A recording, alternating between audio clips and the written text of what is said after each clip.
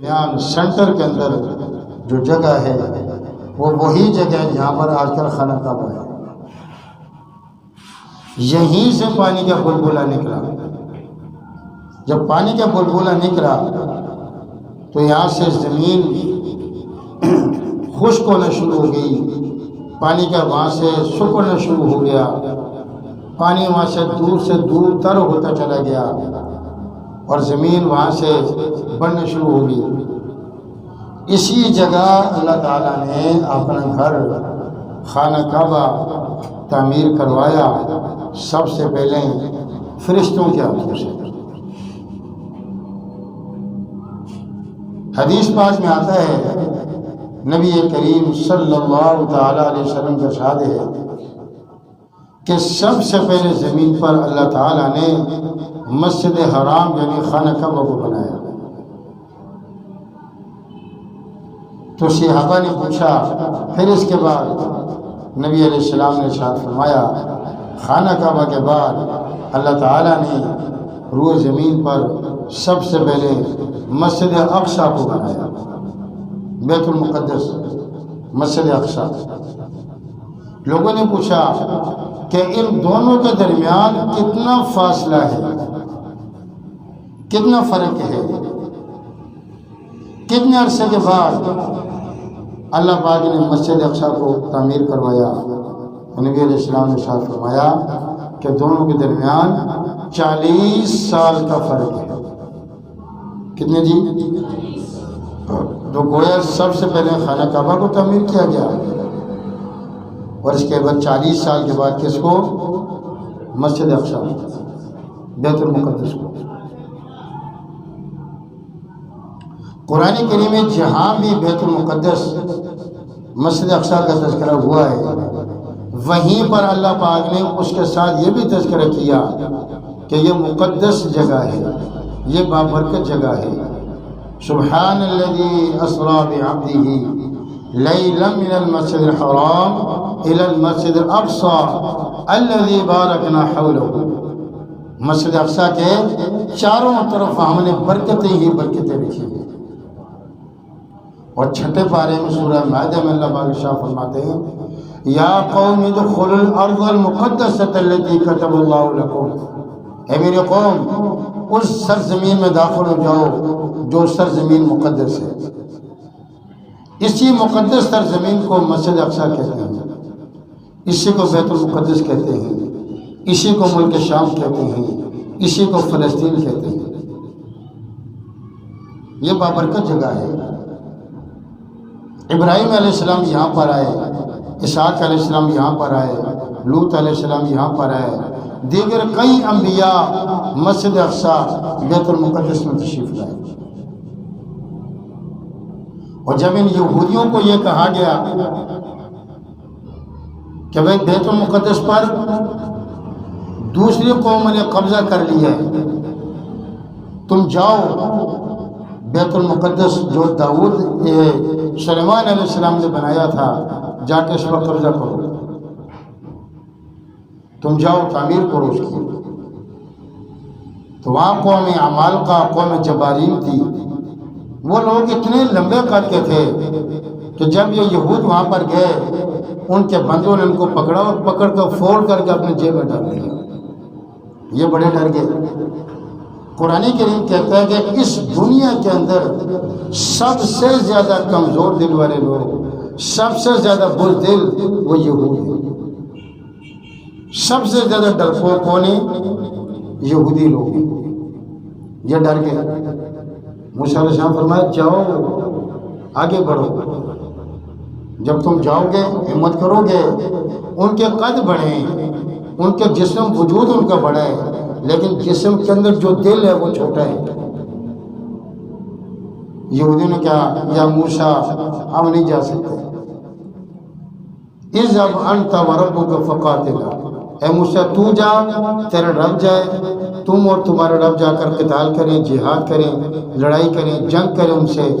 جب تم لوگ جنگ کر کے تم جیت جاؤ گے وہ لوگ مر جائیں گے, نکل جائیں گے. فَإِنَّا دَاخِلُونَ. اس کے بعد ہم خالی زمین کو دیکھ کر ہم داخل ہو جائیں گے. بھئی یہ بھی کوئی بہادری ہے. خالی زمین پر داخل ہونے کے تو کیڑے مکوڑے بھی آ جاتے ہیں. اپنی سرزمین کو خالی کرانا پڑتا ہے، ہمت کرنی پڑتی ہے، حرکت کرنی پڑتی ہے، حرکت میں برکت ہے. لیکن یہ لوگ نہیں گئے. موسیٰ علیہ السلام کی نافرمانی کی. اللہ پاک نے یہود پر یہ عذاب مسلط کیا کہ 40 سال تک یہ وادی تیہ کے اندر سرگرداں بھٹکتے رہے. چلنا شروع کرتے چلتے یہاں تک کہ شام ہو جاتی. اب کہتے ہیں سو جاؤ، صبح چلیں گے. اور جب صبح ہوتی تو دیکھا خدائی شان کہ جہاں سے کل صبح چلے تھے وہیں پر پڑے ہوئے. 40 سال اللہ پاک نے یہ عذاب ان پر مسلط کیا کہ اس 40 سال تک وادی تیہ کے اندر یہ سرگرداں بھٹکتے رہے. اس کے بعد اس سرزمین کو مسلمانوں کے حضرت عمر رضی اللہ تعالیٰ نے فتح کیا تھا. عیسائیوں کے پاس چلی گئی ہے. حضرت عمر کا دور آیا. حضرت عمر رضی اللہ تعالیٰ عنہ نے ارادہ کیا کہ ہم مسجد اقصیٰ، بیت المقدس، ملک شام، فلسطین کو فتح کریں گے. پروگرام بنایا. ایک سواری ہے، ساتھ ایک غلام ہے، حضرت عمر خود ہے. اب سواری ہے کہ بندے دو ہیں. حضرت عمر تو عدالت کے چشم و چراغ تھے، بہت زیادہ عدل انصاف کرنے والے تھے. حضرت عمر رضی اللہ تعالیٰ عنہ نے اپنے غلام سے، نوکر سے یہ کہا کہ اتنے میل پیدل میں چلوں گا اور تم بھی چونکہ انسان ہو پھر تم نے سواری پہ سوار ہو کر آنا ہے. اس کے نکیل، اس کی لگام، اس کی رسی میں پکڑوں گا اور اتنے میل تم پیدل چلو گے اور پھر میں سوار ہو جاؤں گا. اور پھر تاکہ تھکاوٹ بھی دونوں کو نہ ہو اور انصاف بھی برقرار رہے اور دونوں چل پڑے وہاں تک پہنچ جائیں. جب یہ مدینہ منورہ سے روانہ ہوئے تو صحابہ نے کہا کہ امیر المومنین آپ بیت المقدس کو فتح کرنے جا رہے ہیں، مسجد اقصیٰ کو فتح کرنے جا رہے ہیں، عیسائیوں یہودیوں کو بیت المقدس سے نکالنے جا رہے ہیں. خدا را کو کپڑے تو ڈھنگ کے پہن لے. پھٹے پرانے کپڑے، صاف تھے، ستھرے تھے، اجلے تھے. ایک ہوتے میلے کچلے تعفن زیادہ کپڑے ہوں، یہ تو ویسے بھی معلوم ہے، یہ تو اچھا نہیں ہے. ایک ہے کہ بندے کے کپڑے پھٹے ہوں، پرانے ہوں، لیکن صاف ہوں، ستھرے ہوں، تعفن ان میں سے نہ آئے، بدبو نہ آئے، گہن ان میں سے نہ آئے، سمل نہ آئے. تو صحابہ نے کہا کم از کم کپڑے تو ٹھیک پہن لیں. فرمایا اچھا لاؤ جبہ لاؤ. جبہ پہنایا گیا. جب جانے لگے تو جسم کے اندر عجیب طرح کی خارش ہونے لگی، عجیب محسوس ہونے لگا. کہا کہ اس کو فوراً نکالو، مجھے پرانے کپڑے پہنا دو. دوسرے پرانے کپڑے جو پھٹے پرانے پیوان لگے تھے وہ کپڑے پہنے گئے. سفر شروع کیا اپنے غلام کے ساتھ، باری باری. خدائی شان کے جب مسجد اقصیٰ کے قریب پہنچے تو وہاں کے پوپ، وہاں کے پادری، بڑے بڑے ان کے رہبان یہودی عیسائیوں کے اپنی تورات، زبور، انجیل کھولے بیٹھے ہوئے کہ ہماری تورات میں لکھا ہوا ہے کہ جو شخص مسجد اقصیٰ بیت المقدس کو فتح کرے گا وہ اس کے ساتھ ایک غلام آئے گا. اس میں لکھا ہوا ہے. اور جب وہ فتح کرنے کے قریب ہوں گے، مسجد اقصیٰ کے قریب ہوں گے، تو اس وقت جو آقا ہوگا، جو امیر المومنین ہوگا، وہ پیدل چل رہا ہوگا، اس کے ہاتھ میں نکیل، رسی، لگام ہوگی، اور جو غلام ہوگا وہ سواری پر سوار ہوگا. جب بالکل قریب چلے گئے تو غلام نے، نوکر نے، ملازم نے کہا آقا، امیر المومنین، خدا را میں اپنی باری آپ کو معاف کرتا ہوں، آپ سوار ہو جائیں، میں پیدل چلوں گا آپ کے بجائے، میں اپنی باری آپ کو للہ فی اللہ معاف کرتا ہوں. اگر آپ پیدل چلیں گے تو لوگ کیا کہیں گے کہ یہ کیسا آقا ہے جو پیدل چل رہا ہے اور غلام، نوکر، ملازم سواری پہ سوار ہے. حضرت عمر فرمایا نہیں، لوگ کچھ بھی کہہ جائیں، میں نبی کی سنت، عدالت کو نہیں چھوڑ سکتا، انصاف کو نہیں چھوڑ سکتا، ظلم ہی نہیں کر سکتا. جو انصاف کا تقاضا وہی ہوگا. تم سوار ہوگے اور میں نے پیدل جانا ہے. اچھا جی ٹھیک ہے. انہوں نے تحقیق کی عیسائیوں نے کہ دیکھو یہ سوار کون ہے اور یہ پیدل چلنے والا کون ہے. تو دیکھا تحقیق کی تو انہیں پتہ چلا کہ پیدل آنے والا حضرت عمر آقا ہے، امیر المومنین ہے، خلیفۃ المسلمین ہے، مسلمانوں کا بادشاہ ہے، اور سواری پہ سوار ان کا غلام ہے۔ انہوں نے کہا یہ نشانی تو ٹھیک ہے، ٹک کیا، یہ تو ٹھیک ہے۔ جب قریب چلے گئے تو عیسائی پادریوں نے کہا کہ ہم سے جنگ نہ کرنا، ہم آپ سے جنگ نہیں کر سکتے، لڑائی نہیں کر سکتے۔ یہ چابیاں موجود ہیں بیت المقدس کی، نشانیاں بتاؤ۔ بھائی کیا نشانی ہے؟ کتابوں میں لکھا ہوا، ہماری کتابوں میں، کہ جو بیت المقدس کو فتح کرنے آئے گا اس کی جو قمیص و کپڑے ہیں ان کے اندر 16 یا 14 پہ بند ہو گئے، تم گنواؤ۔ لاؤ بھائی گننا شروع کر دو، 1 2 3 4 5 گنتے گنتے دیکھا کہ 1 2 پہ بند کم ہے۔ کتاب میں 16 لکھا ہوا ہے اور یہاں پہ ان کے پاس 14 ہے، یا کتاب میں 14 لکھے ہوئے ہیں اور ان کے بدن پر کتنے 12 ہیں۔ کہا کہ بھائی آپ فتح نہیں کر سکتے، آپ کتاب کے خلاف ہیں، 2 پہ بند کہاں ہیں؟ حضرت عمر فرمائے اے بیٹھو، اے بیٹھو، اے بیٹھو، یہ جگہ تو نظر نہیں آ رہی تھی، یہ دیکھو ہم نے فتح کی۔ فرمایا یہ چابیاں لو، تورات کے مطابق یہ آپ کی یہ قیامت تک کے لیے، اور یہ شریعت کا مسئلہ ہے، فقہا کا مسئلہ ہے کہ جس ملک کو، جس شہر کو مسلمان غلبہ حاصل کر کے فتح کر لیں، قیامت تک کے لیے وہ ملک مسلمانوں کا ہے۔ چنانچہ بیت المقدس ہمارا ہے، مسجد اقصی ہماری ہے، سرزمین فلسطین ہماری ہے۔ ہم اپنی سرزمین کے لیے لڑ رہے ہیں، اپنی مسجد کے لیے لڑ رہے ہیں، اور سب سے بڑی بات یہ ہے کہ وہاں پر وہ عبادت ہوئی ہے جو عبادت آدم علیہ السلام سے لے کر اب تک اور اب سے لے کر قیامت تک دوبارہ وہ کبھی عبادت وہاں پر ہو سکتی نہیں۔ وہ کون سی عبادت ہے؟ کہ نبی علیہ السلام امام بنے اور 1,24,000 نبی علیہ السلام کے مقتدی بنے۔ یہودی تو کسی نبی کو مانتے ہی نہیں ہیں، وہ تو نبی علیہ السلام کو نہیں مانتے۔ جیسے پچھلے جمعہ میں نے عرض کیا، وہ تو انبیاء کے قاتل ہیں، وہ تو صحابہ کے قاتل ہیں، وہ تو اللہ کے گستاخ ہیں، وہ تو کعبۃ اللہ کے گستاخ ہیں۔ تو ہمارے نبی نے امامت کروائی۔ اگر ہمارے نبی امامت کے قابل ہیں تو مسجد اقصی ہماری ہے، بیت المقدس ہماری ہے۔ اگر تمہارے کسی رہبان پادری نے امامت کروائی ہے تو پھر وہ تمہارا ہے۔ لہذا مسجد اقصی یہ ہر حال میں ہماری ہے، اس کے چاروں طرف اللہ پاک نے برکتیں ڈالی ہیں۔ تم ایڑی چوٹی کا زور لگا لو، کوئی نہ کوئی صلاح الدین ایوبی پیدا ہو جائے گا انشاءاللہ۔ زور سے بولے انشاءاللہ۔ نہ معلوم کب کسی کی انشاءاللہ قبول ہو جائے، اللہ تعالیٰ کا دربار ہے، کچھ بھی کر دو۔ یہ کیا ظلم ہے کہ تم 11,000 کو شہید کر دو، کوئی بات نہیں، ہم بستر پہ مریں گے تب بھی غازی ہیں، تم مار دو گے پھر بھی ہم شہید ہیں، جنت ہماری پکی ہے، ویسے بھی ہم نے مرنا ہے، لیکن تم مار دو گے شہید ہو جائیں گے۔ تمہارا جو بڑا تھا فرعون، اس نے ایک بچے موسیٰ علیہ السلام کو مارنے کے لیے کتنے بچے مارے تھے جی؟ 70,000 بچے۔ کتنے بچے؟ تاکہ وہ موسیٰ نہ آ جائے، وہ آ جائے گا میرے تخت کو پلٹ دے گا، میرے حکومت کا تختہ گرا دے گا۔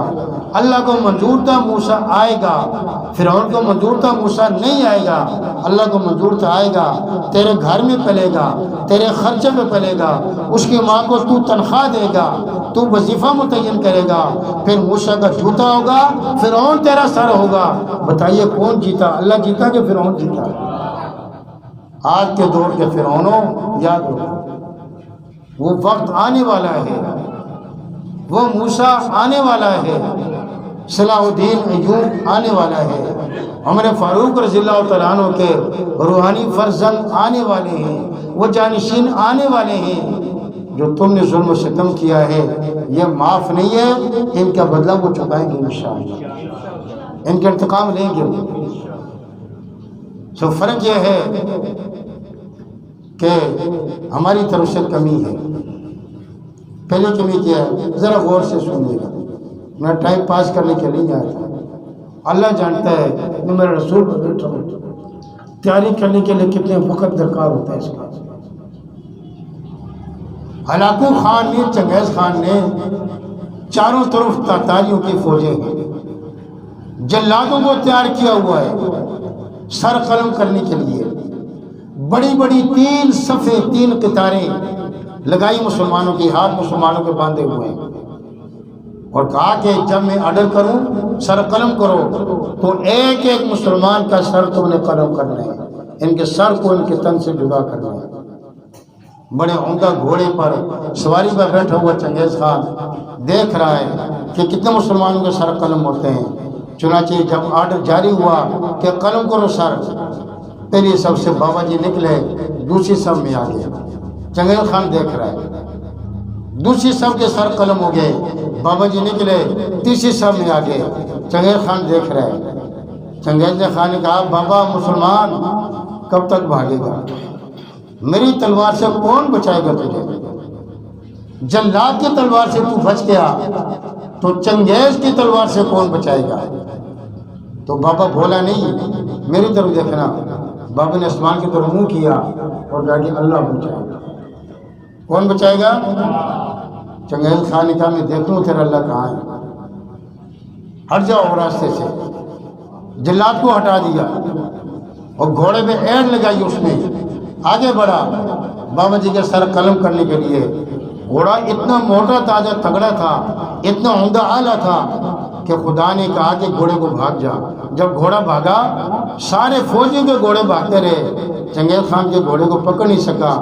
پتھروں پہ اس کا سر ٹکرا ٹکرا کر چنگیز خان وہیں پر تباہ و برباد ہو گیا۔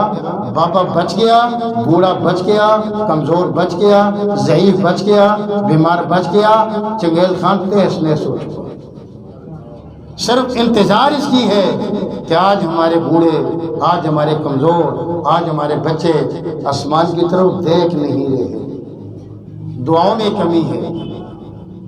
اگر ہم آج دعائیں کرنا شروع کر دیں تو جو خدا اس وقت تھا جس خدا نے چنگیز جیسے ظالم کو تباہ کیا، ہلاکو خان جیسے ظالم کو تباہ کیا، جنہوں نے بغداد کے چوک کے اندر مسلمانوں کے کھوپڑیوں کے مینار تعمیر کیے تھے، آج ان کی قبروں کا بھی کوئی پتہ نہیں، اور مسلمان پھر بھی آج زندہ تابندہ ہے، اور قیامت تک کے لیے مسلمان زندہ تابندہ رہے گا۔ بولو انشاءاللہ۔ کتنا ظلم کرو گے؟ تو ضرورت ہے کس کی؟ دعاؤں کی۔ نہ معلوم کب کس کی امید، کس کی دعا لگ جائے اور اللہ تعالیٰ کی پکڑ ان پر آئے، بلکہ آ چکی ہے انشاءاللہ۔ غزوہ خیبر ہے۔ حضور نبی کریم صلی اللہ علیہ وسلم نے فرمایا کہ تمام صحابہ چلو خیبر کی طرف چلے گئے۔ خیبر کے بڑے بڑے قلعے مضبوط، 20-20 فٹ ان کی چوڑائیاں دیواروں کی، اونچی اتنی زیادہ کہ پتھر پھینکو تو پتھر واپس تمہاری طرف آ جائے۔ یہودیوں نے سارا کھانے پینے کے سامان لے کر اندر چلے گئے۔ 20-25 دن اس قلعے کا محاصرہ کیا مسلمانوں نے بمائے نبی کریم صلی اللہ علیہ وسلم کے۔ آواز دیں، آوازوں تک نہ جائے، چیخیں چلائیں، وہ ان کے یہودیوں تک نہ جائے، پتھر ماریں یہودیوں کی طرف، پتھر واپس آ جائے، تلوار اور تیر تو جا نہیں سکتا۔ صحابہ بڑے پریشان، جو سامان تھا کھانے پینے کا ختم ہونے کے قریب، تھک ہار گئے، واپس ہونے کے قریب ہوئے۔ نبی علیہ السلام نے فرمایا واپس نہیں جانا، ہم اپنی حکمت عملی تبدیل کرتے ہیں۔ لوگوں نے کہا جی ہمارے ماں باپ آپ پر قربان، آپ آرڈر جاری کریں، کیا حکمت عملی تبدیل کریں گے آپ؟ نبی کریم صلی اللہ علیہ وسلم نے شاہ فرمایا ہر صحابی اپنے ہاتھ میں کلہاڑا لے۔ کیا لے؟ لکڑی کاٹنے والی کلہاڑی لے لی۔ اب کیا کریں؟ فرمایا کلہاڑیاں پیدا کرو، انہیں تیز کرو۔ انہیں تیز کیا گیا تو پوچھا کہ یہ بتاؤ یہودیوں کا ذریعہ معاش سب سے زیادہ کیا ہے؟ لوگوں نے کہا جی خیبر کی کھجوریں۔ خیبر کا بہت بڑا باغ تھا، اربوں خربوں کی کھجوریں بکتی تھی، اسی سے ذریعہ معاش کرتے تھے۔ نبی علیہ السلام نے فرمایا خیبر کے اندر باہر کے جتنے درخت ہیں ان درختوں کو کاٹ دو، ان کا ذریعہ معاش کاٹ دو، ان کا معاشی بائیکاٹ کر لو۔ جب یہودیوں نے دیکھا کہ خیبر کے درختوں کو صحابہ نے کاٹ دیا، مسلمانوں 28واں پارہ سورہ حشر اس کی تفسیر کو ذرا پڑھ کر دیکھو۔ صحابہ نے درختوں کو کاٹا تو جب یہودی نے محسوس کیا اب ہمارے ذریعے معاش کا بائیکاٹ کیا گیا ہے، اب ہماری گزرانی معیشت کچھ بھی نہیں ہوگا، تو وہ قلعہ جو تھا خیبر کا خود بخود فتح ہو گیا اور یہود وہاں سے ملک شام جانے پر مجبور ہو گیا۔ ہم ایک کام تو دعا کیا کر سکتے ہیں، اور دوسرا کام یہ ہے کہ درخت تو یہاں پر نہیں ہے، لیکن ہمارے گھروں میں پیپسی کوکا کولا جو آتی ہے ان کا ایک درخت ہے، ہم اس کو کاٹ سکتے ہیں ہاتھ میں کلاڑی لے کر، درانتی لے کر، چھری لے کر، ان سے ہم بائیکاٹ کریں۔ وہ کفار ممالک جو اسرائیل کے ساتھ تعاون کرتے ہیں، سپورٹ کرتے ہیں، امریکہ سے میں جتنے بھی ہیں، گوگل پر ریسرچ کریں گے، جدید دور ہے، آپ کو مل جائے گی، جو جو چیزیں ان کی ہیں آپ ان کا معاشی بائیکاٹ کریں، وہ چیزیں آپ نہ خریدیں، ان کا جوس ہو، ان کا ڈالڈا ہو، ان کی سرف ہو، ان کا صابن ہو، ان کا پٹرول ہو، ان کا ڈیزل ہو، ان کی کوئی بھی چیز ہو کافروں کی آپ نہ استعمال کریں۔ اور فیس بک میں آ رہا ہے کہ مسلمانوں کے بائیکاٹ کرنے سے یہودیوں کو، عیسائیوں کو کتنا بڑا نقصان ہوا ہے، اور انشاءاللہ ہوگا نقصان۔ آپ تھوڑی سی ہمت کریں گے، تھوڑی سی اور ہمت کریں گے، اس بات کو آگے تک بڑھائیں گے، ہمارے فنکشن ہو، ہماری تقریب ہو، ہماری بیاہ شادی ہو، ہمارے سالگرہ کوئی بھی ایسی چیز ہو، ہم ان کے اندر یہودی اور عیسائیوں کی چیزوں کو استعمال نہ کریں۔ دیکھیں معاملہ کہاں تک پہنچے۔ بعض لوگ کہتے ہیں جی میرے آپ کے کرنے سے کیا ہوگا، کوئی بات نہیں، ایک جوس کے پینے سے کچھ بھی نہیں ہوتا، تو یاد رکھیے بہت کچھ ہوتا ہے۔ بادشاہ نے کہا تھا میں جب صبح جاگوں تو شہر کے درمیان میں جو تالاب ہے، بہت بڑا حوض ہے، یہ دودھ سے بھرا ہوا ہونا چاہیے، لہذا سارے شہر والے رات کو ایک ایک جگ، ایک ایک مگا، ایک ایک گلاس اس میں دودھ ڈالیں گے تو صبح سارا تالاب کیا ہو جائے گا، بھر جائے گا۔ ایک بندے نے سوچا کہ سارا شہر اس میں دودھ ڈالے گا، اگر میں اس میں پانی ڈال دوں ایک گلاس تو کیا ہوگا۔ یہی سوچ سب کے اندر پیدا ہوئی۔ بادشاہ جب صبح آیا تو سارا تالاب پانی سے بھرا ہوا تھا۔ ایک بندہ احتیاط کرے گا، اس کو دیکھے دیکھے دوسرے احتیاط کریں گے، انشاءاللہ یہود اور عیسائیوں کے یہ معاشی جو ذریعہ ہے یہ بالکل ختم ہو جائے گا۔ فلسطینی آسمان کی طرف دیکھ رہے ہیں، دعائیں کر رہے ہیں، ہماری دعاؤں کی کمی ہے، معاشی بائیکاٹ کی کمی ہے، ہم مزید توجہ کریں، مزید دعائیں کریں، اللہ تعالیٰ کی رحمت طلب کریں۔ ایک وقت آئے گا اللہ تعالیٰ کی رحمتوں کا ضرور نزول ہوگا اور مظلوم فلسطینیوں کی نصرت ہوگی، اور چنگیز خان، ہلاکو خان کی طرح، نمرود کی طرح، فرعون کی طرح اللہ تعالیٰ اس دور کے فرعونوں کے بھی غرقاب کریں گے، تباہ برباد کریں گے۔ اللہ تعالیٰ ہمیں دین کی سمجھ اور اسلام پر قائم دائم رہنے کی توفیق نصیب فرمائے۔